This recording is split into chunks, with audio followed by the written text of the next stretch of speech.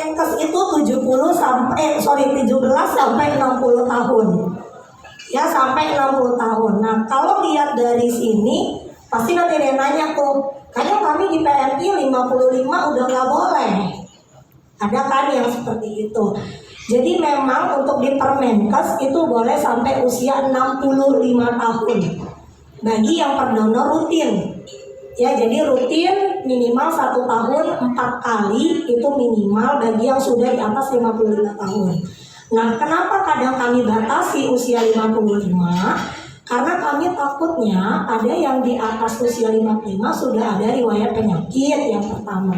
Yang kedua, yang pasti dalam tubuh manusia kalau sudah di atas usia 50 pasti ada penurunan degeneratif dari fungsi organ. Nah, kita takutnya dengan donor darah malah bisa memperlemah si pendonor misalnya, karena kan tetap yang namanya donor darah akan mengurangi darah di dalam tubuh, oksigennya, antibodinya dan lain sebagainya ya.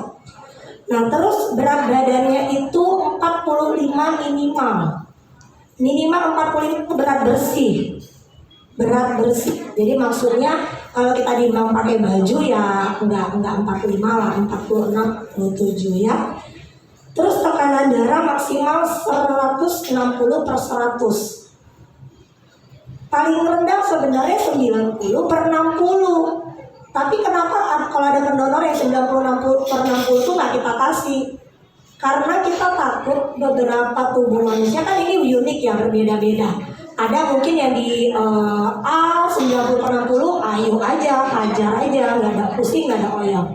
Nah, tapi ada juga yang 90/60 badan gede, tapi diambil oyong, gitu. Jadi memang kita balik lagi ke persetujuan dari dokter. Pertimbangan dari dokter yang saat itu bertugas.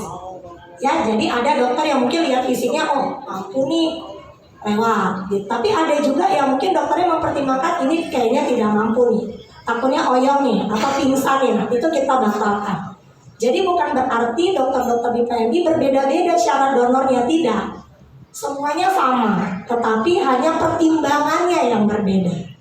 Ya, lihat kondisi pendonor. Nah, terus denyut nadi tidak lebih dari 100, terus HB-nya paling tinggi 17, paling rendah 12,5. Nah, kenapa 12 nggak boleh? Kadang ada tuh yang maksa ambil aja, nggak apa-apa, saya biasa kok 12 diambil, nggak masalah, misalkan seperti itu. Nggak bisa, karena memang HB itu harus di atas normalnya untuk donor darah. Karena apa? Karena pada saat kita donor HB akan turun 0,5 sampai 1. Ya, akan turun 0,5 sampai 1. Jadi jangan sampai pendonornya yang jadi anemia gara-gara dipaksakan donor. Dan tidak lebih dari 17 karena apa? Terlalu kental darahnya. Kalau terlalu kental kita ambil akan terjadi clot di dalam darah, tidak bisa ditransfusi. Nggak bisa. Kandungan oksigennya juga mungkin tidak terlalu banyak kalau yang darah kental. Makanya orang yang kekentalan darahnya tinggi suka sakit kepala, badannya pegel-pegel karena oksigennya tidak nyampe. Karena terlalu kental darahnya. Makanya kenapa Permenkes membuat aturan ataupun syarat donor seperti itu pasti sudah melalui beberapa pertimbangan kesehatan. Ya. Terus jarak donor, nah ini minimal 2 bulan, 60 hari. Tapi ini paling cepat.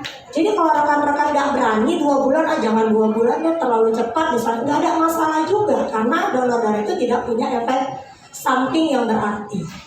Ya maksudnya efek samping tidak berarti ya kadang-kadang kan ada donor ada juga yang oyong ya, nah itu kan efek samping juga. Tetapi tidak yang seterusnya atau berkelanjutan.